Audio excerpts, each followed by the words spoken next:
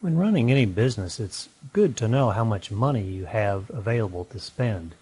In this logistics game, sometimes I feel it's difficult to know how much money you have before you release a purchase order. So you run MRP, and how much is that purchase order going to cost you?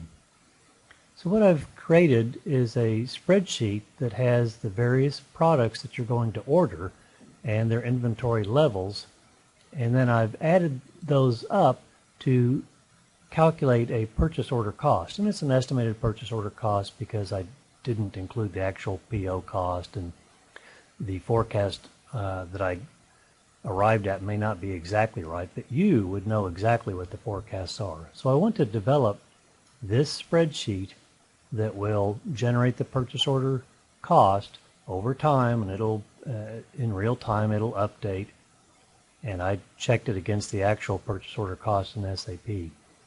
So we'll create this, and I'll start with this sheet here that is the infocube for dairy, and I'm mainly interested in the daily stock, or I'm only interested in the daily stock. And this is the default view, and really what I'm interested in is not the storage location. I just want to know how much I have in total. So I'm going to get rid of the storage location ID, and I don't even need that slicer. I just want to know how much of each of these products that I'm going to purchase based on how much I have in stock at the time. So what I'll do is I think I'll just copy this to a new sheet or new workbook and work from there so that it's cleaner. So there's an empty workbook, and I think I'll call this one butter. So this sheet will be called butter. And then what I'm going to do is calculate how much I think I'm going to need based on the current stock level. So I'll enter a forecast level. Do that now. Forecast level, and I'll calculate the MRP amount based on the forecast level for butter. And now enter a cost, and then I'll multiply the cost times the MRP amount to come up with this part of the purchase order cost. So in this case, it looks like they've set their forecast level at 350, and what I'll do is just point at the previous level and then fill that down. Now in a real-time game, you wouldn't have all this time, or it would keep expanding. Well, just fill this down as far as you need to go, and it'll just keep expanding, because the only thing that will be refreshing are these two columns A and B, and the C, D columns and F, they're going to stay the same. So you want to make sure to have the right connection and change that for the team that you're on. So based on this forecast level, the MRP amount for this product, which is butter, is simply this minus this. And I don't really want this get pivot data, so I'm just going to call that B2, and then I can fill that down, and it all works fine. Now the purchase order cost, the PO cost, is based off the cost of butter. I'll just say cost. And this is the cost of butter, which is $59.88. So what I want to do is multiply this MRP amount times the cost per unit, and that'll tell me how much the butter part of the PO will cost me. Now, it's possible that I could have a negative MRP amount. So I think I'll put in an if statement saying if this amount is positive, then It's simply this forecast, or sorry, this MRP amount times the cost. And then I want to make that an absolute reference. Otherwise, it's 0.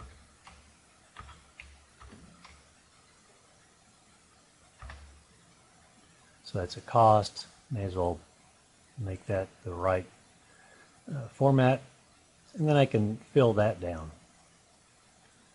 So there are my costs for butter. And if I were to copy this, so there's a copy, and I'll call this cheese.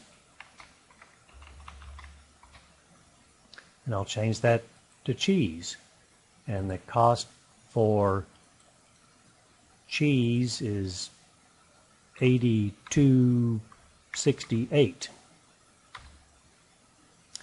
And now I've got the purchase order cost for cheese, but this forecast level is not right. It's $5.50.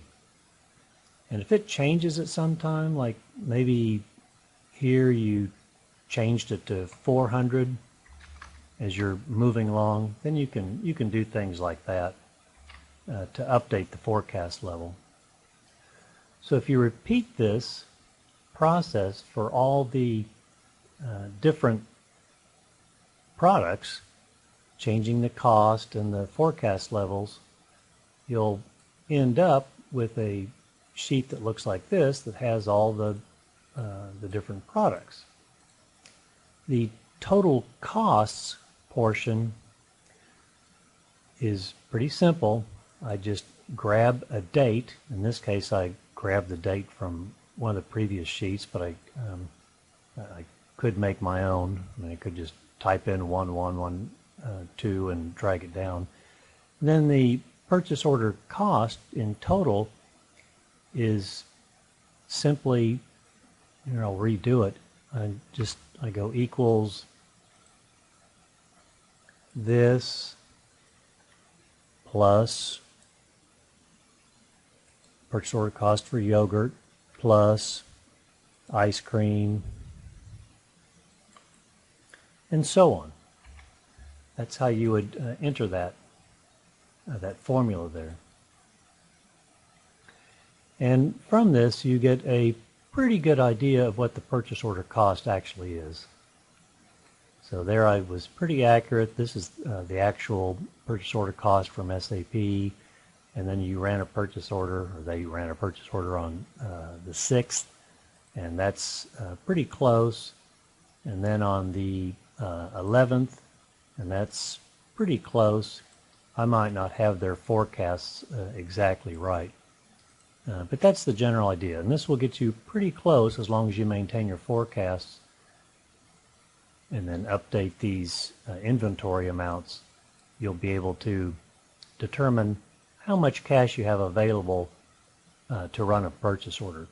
And if your cash available is not going to cover this purchase order, then maybe you shouldn't run it, or wait a while, or lower your forecast, or something like that. So I hope that helps.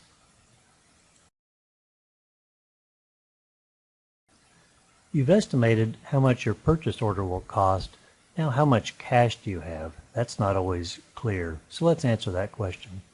In the Dairy Financials sheet of the InfoCube, if you select these fields, so you have amount that you're summing up, an account name that you've created a slicer for, and then most importantly is this posting description needs to be set to credit memo only.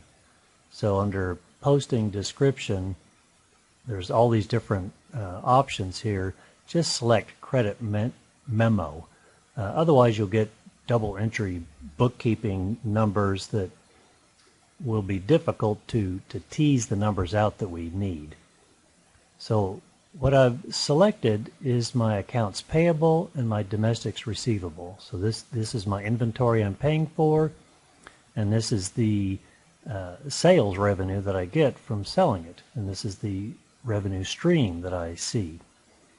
I start, or you all start, with $250,000 in cash, and then what I'm doing is subtracting how much you're buying and adding how much you're receiving, and then I subtract that from the number right above it. So you get a running total. So in this case, they just, on 201, they just got below their cash available. And this negative 1,307 is 93,359 minus this number plus this number. So they just missed having enough sales to avoid getting a loan. So that's a quick way, and then you just fill this down as far as you need to go. That's a quick way to determine how much cash you have available and compare that to your purchase order costs.